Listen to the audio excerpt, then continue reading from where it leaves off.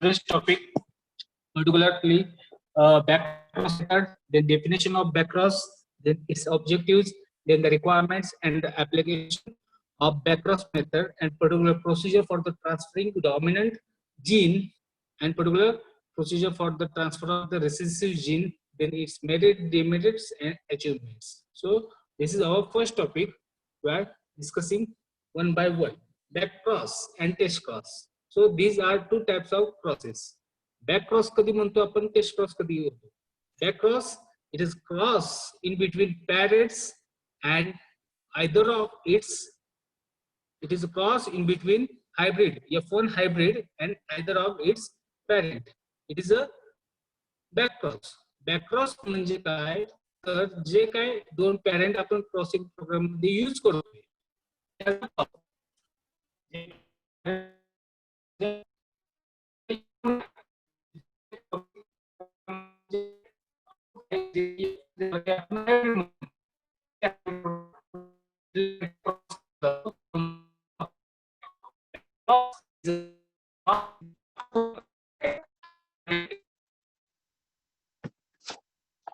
आवाज ब्रेक होतोय का? हाँ, आता येते clear cross. So back cross is a cross in between F1, that is hybrid, with one of its or either of its parents. त्याला म्हणतो back cross. Okay.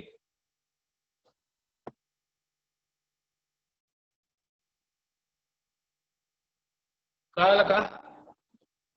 आवाज येत असेल क्लियर?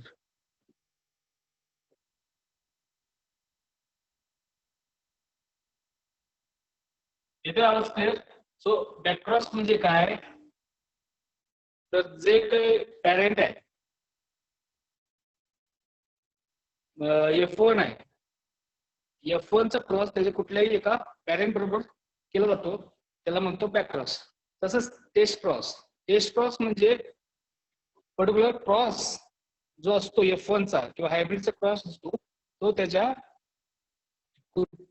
रिसेसिव्ह पॅरेंट जो काय असतो, हे दोन पॅरेंट्स असतात, एक असतो डॉमिनंट पॅरेंट, दुसरा असतो रिसेसिव्ह पॅरेंट.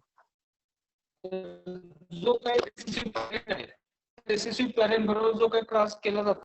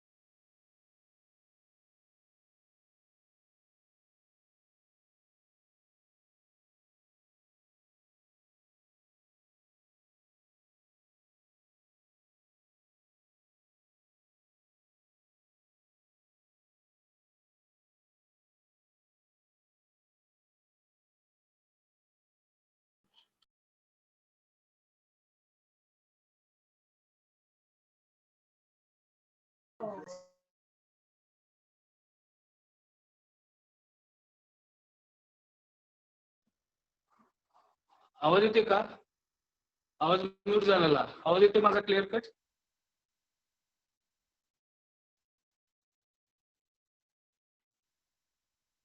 आवाज येते कट?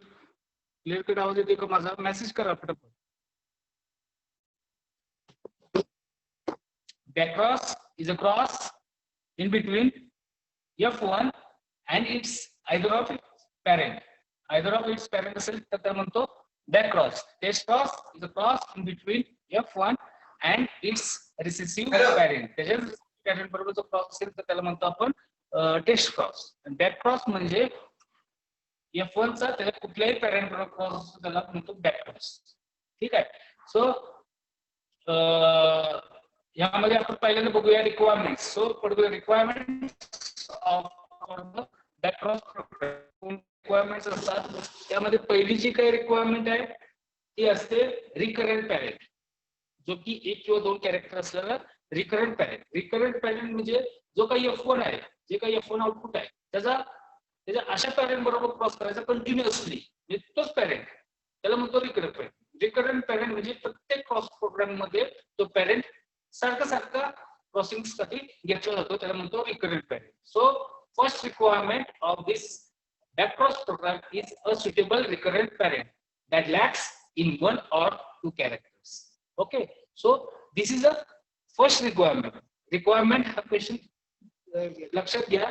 बॅकक्रॉस प्रोग्राम करण्यासाठी तुम्हाला काय लागतो, असं पहिला एक पॅरेंट लागतो की तो बाबा कंटिन्युअसली प्रोग्राम तो त्याचा घेतला जातो, क्रॉसिंग प्रोग्राम मध्ये त्याला इन्व्हॉल्व केलं जातं, असा असतो, त्याला म्हणतो आपण रिकरंट पॅरेंट. दुसरा असतो डोनर पॅरेंट. दुसरी रिक्वायरमेंट आहे डोनर पॅरेंट. डोनर पॅरेंट म्हणजे कुठलाही एक कॅरेक्टर जो की रिकरंट पॅरेंट मध्ये नाही, तो आपल्याला आपण जे काही हायब्रिड आहे त्यामध्ये आणायचं. तर त्यासाठी असा पॅरेंट घेतला जातो की त्यामधून कुठलं तरी एखादं किंवा दुसरं जीन जो की डेफिशियंट आहे रिकरंट पॅरेंट मध्ये, तो फक्त घ्यायचा आहे आणि तो फक्त एकदाच यूज केला जातो. जो की पहिल्यांदा दोन पॅरेंट आहेत ना, रिकरंट पॅरेंट डोनर पॅरेंट, त्यांच्याबरोबर क्रॉसिंग साठी हा यूज केला जातो एकदाच, त्याला म्हणतो आपण donor parent. So second requirement for the backcross programme is a suitable donor parent that has an intense form of character which is deficient in recurrent parent. So it will be some disease resistant gene, insect resistant gene, some quality trait. काही कुठल्या trait साठी कुठलाही एक responsible gene असेल तो असतो donor पॅरेंटचा. Then third requirement is the character to be transferred must have high heritability and gone by one or two genes. So high heritability means a particular character जे आहे ते next जे काही generation आहे त्यांचं नेक्स्ट ऑफस्प्रिंग आहे त्यामध्ये ते गेलं पाहिजे, 100% गेलं पाहिजे, त्याला हेरिटेबिलिटी म्हणतो. जे काही transmission of characters from their parents to their offspring त्याला म्हणतो हेरिटेबिलिटी किंवा हेरिटेबल कॅरेक्टर्स. ठीक आहे.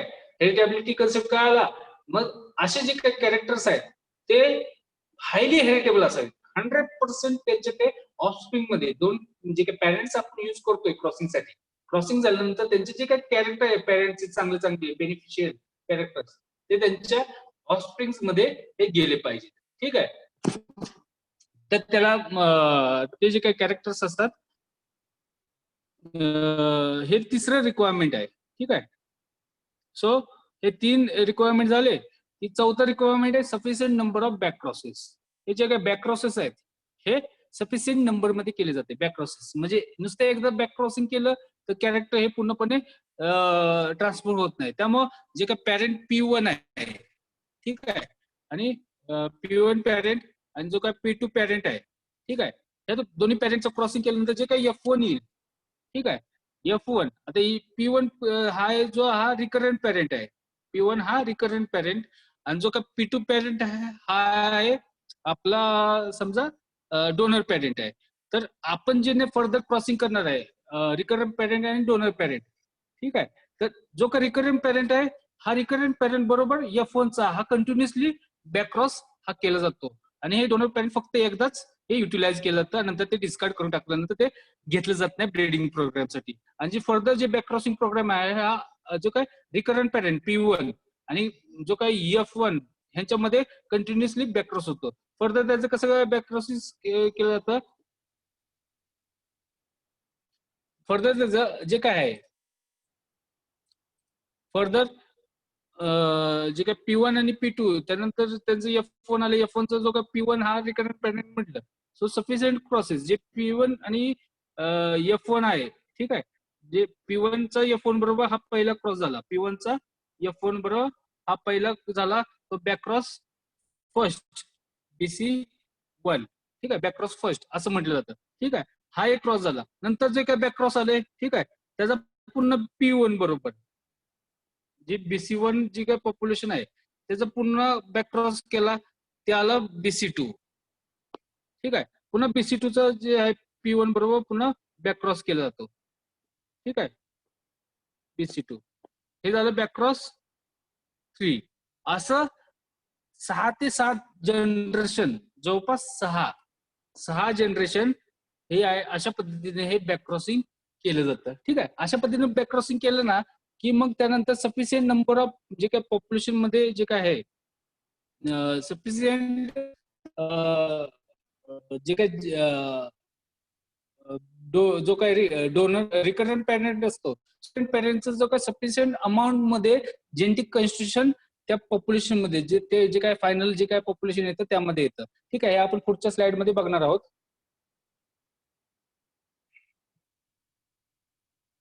इथे बघा आता जे काय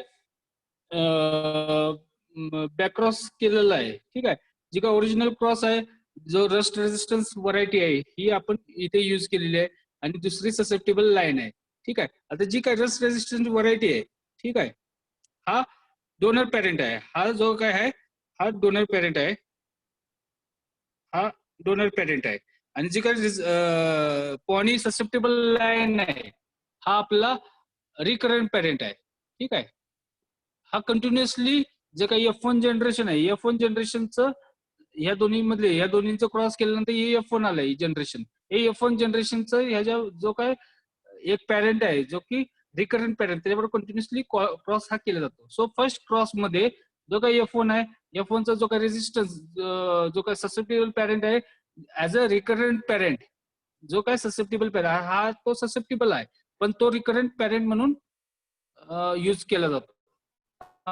91 काय प्रॉब्लेम आहे? 91 रिकरंट पॅरेंट इथे आता जो काय ससेप्टेबल पॅरेंट आहे तो ऍज अ रिकरंट पॅरेंट म्हणून घेतलेला आहे.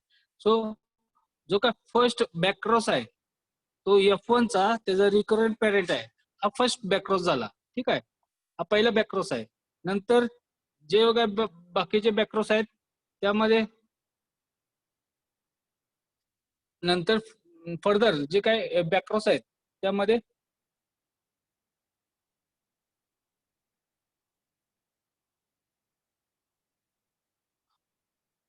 फर्दर जे काय बॅकक्रॉस आहेत त्यामध्ये पहिला जो काय बॅकक्रॉस झाला तो हा झाला. ठीक आहे, दुसरा जो काय बॅकक्रॉस आहे हा पहिला झाला बॅकक्रॉस, ज्यामध्ये 50% जे काय पर्सेंटेज आहे पॉनी जीन्स जे आहेत ससेप्टेबल लाईन्स त्यामध्ये पॉनी जीन्स हे 50% आहे. फक्त एक डोनर पॅरेंट कडून जो काय रेजिस्टन्स जीन आहे तो फक्त ट्रान्सफर केलेला आहे.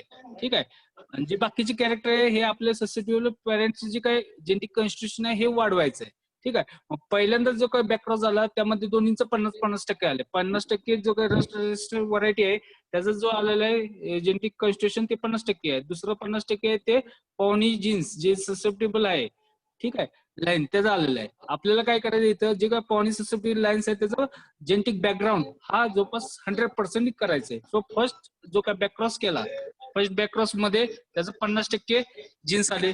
नंतर 50% जो काय BC1 आहे त्या BC1 चं 50% असणारं पॉप्युलेशन आणि पॉनीचं असणार 100%.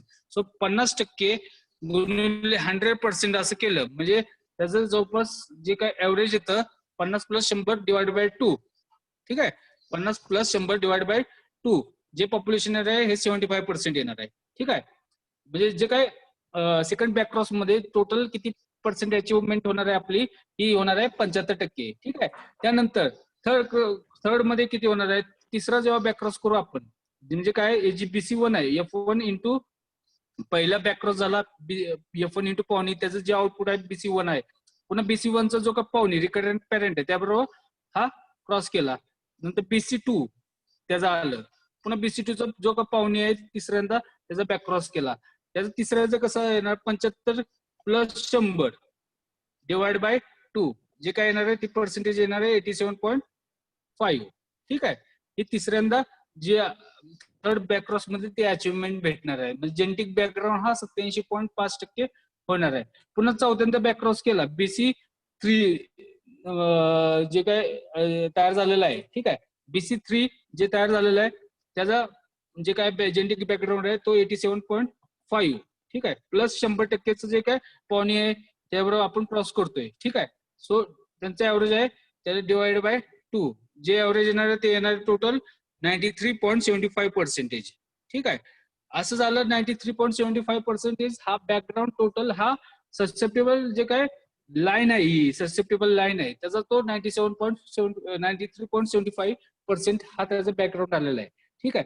अशा पद्धतीने त्याचा बॅकग्राऊंड नियरली अबाउट 99% हा टोटल केला जातो जेनेटिक बॅकग्राऊंड. आणि त्यामध्ये एक जो काही रेजिस्टन्स जीन आहे जो की डोनर पॅरेंट कडून घेतलेला आहे, हा रेजिस्टन्स जीन जो काही डोनर पॅरेंटचा आहे हा त्यामध्ये असला पाहिजे. 99% बॅकग्राऊंड जो काय आपण रिकरंट पॅरेंट घेतोय त्याचा असला पाहिजे, ठीक आहे. असं हे बॅक्रॉस ब्रीडिंग मेथड मध्ये केलं जातं, ठीक आहे. सो बॅक्रॉस मेथड मध्ये हे कंटिन्यू जे काही सेव्हरल जनरेशन आहे, जवळपास हे BC3 आहे, हे BC3 जनरेशन हे 4th बॅक्रॉस मध्ये मिळालेलं आहे. हे जवळपास BC6 जनरेशन मध्ये जवळपास 7व्या बॅक्रॉस प्रोग्राम मध्ये हे मिळतं, ठीक आहे. जवळपास 6 ते 7 बॅक्रॉस प्रोग्राम मध्ये जवळपास तुमचं 99% जो काही जेनेटिक बॅकग्राऊंड आहे ते अचिव्हमेंट म्हणजे मिळतं, ठीक आहे. त्यामुळे 6 ते 7 जे काही बॅक्रॉस प्रोग्राम आहेत तेवढे हे केले जातात, ठीक आहे. समजतंय ना सगळ्यांना जे काय बोलतोय ते समजतंय ना. नेक्स्ट आता बॅक्रॉसचे जे काय रिक्वायरमेंट झाली, ठीक आहे. बॅक्रॉसचा कन्सेप्ट कळाला तुम्हाला. आता बॅक्रॉस करताना दोन महत्वाचे बॅक्रॉसचे प्रोसिजर्स आहेत. एक आहे जो जीन आपण ट्रान्सफर करतोय, ठीक आहे, जो जीन ट्रान्सफर करतोय तो डॉमिनंट असेल तर तो कसा ट्रान्सफर केला जातो आणि जो रिसेसिव्ह असेल तर तो कसा केला जातो. म्हणजे समजा हा डोनर पॅरेंट मध्ये हा जीन आहे, ठीक आहे, तर हा जीन ट्रान्सफर कसा केला जातो, ह्याला हा डॉमिनंट जीन आहे हा, ठीक आहे. आणि हा जो जीन आहे हा रिसेसिव्ह जीन आहे. तर जर रिसेसिव्ह जीन ट्रान्सफर करायचे असेल तर त्याची वेगळी मेथड आहे बॅक्रॉस मेथड, आणि जर डॉमिनंट जीन असेल तरी वेगळी मेथड आहे. So let start with discussing particular transfer of a particular dominant gene जो काय बॅक्रॉस मेथड थ्रू केला जातो, ठीक आहे. So transfer of a dominant gene. Suppose that a high yielding variety and a widely adapted wheat variety A is susceptible to a stem rust. So another B variety and this resistor is dominant to susceptibility.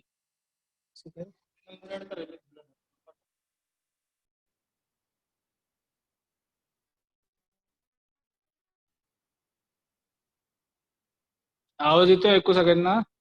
So जे काही demerits मध्ये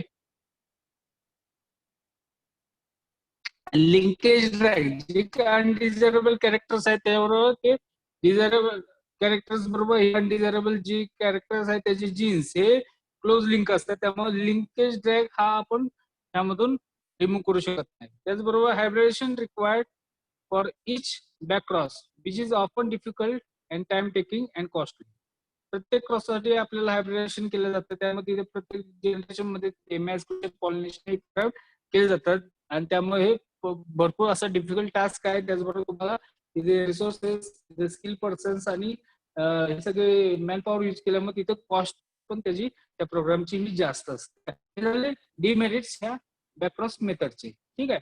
त्यानंतर further so achievements particular rust has been transferred to several sources, that is Robin, HS99, Bluebird. Okay. जी काही कल्याण सोना होती हाय yielding variety होती, जी काही ग्रीन रिव्होल्युशन साठी एकदम इव्हॉल्युशनरी व्हरायटी होती पर्टिक्युलर बीट मध्ये. सो जी काही रस्ट त्यावरती रस्ट अफेक्शन झाल्यानंतर त्यामध्ये हे जे काही जीन्स आहेत हे टाकलेले होते पर्टिक्युलर या वेगवेगळ्या पॅरेंट्स मध्ये. त्यानंतर टिफ्ट 23A was used in Backrose program with a resistance line from particularly India and Africa to develop downy mildew resistance in male sterile lines such as MS521 and MS541. ठीक आहे. So हे particular एक achievement आहे ह्या बॅक्रॉस method मधून, जे की sterile lines downy mildew साठी जे काही स्ट्रगल लाईन्स होते त्यामधून हे ट्रान्सफर केलं होतं. त्यानंतर Gossypium herbaceum variety that is Vijay Palla, then Vijay, Digvijay and Kalyan are some of the cotton varieties is developed by this method. Nowadays there are several variety जे काही अचिव्हमेंट्स आहेत त्यामध्ये पर्टिक्युलर बाजरा हायब्रिड्स असतील जे की बॅक्रॉस मेथडने बरेचसे डेव्हलप केलेले आहेत, जे की डाउन मिल्ड्यूज असतील, इतर जे रेजिस्टन्स साठी आहेत ते डेव्हलप केलेले आहेत. ठीक आहे. तर हे जे अचिव्हमेंट्स आहेत ह्यामध्ये काय अडचण कुणाला, ह्यामध्ये ह्या टॉपिक मध्ये काय कुणाला अडचण आहेत का? ठीक आहे. ह्यामध्ये काय समजलं नाही असं काय असेल तर ते मला सांगा. डिस्कशन साठी ओपन केलेलं आहे मी. या टॉपिक मध्ये काय अडचण असेल तर विचारा आता लगेच.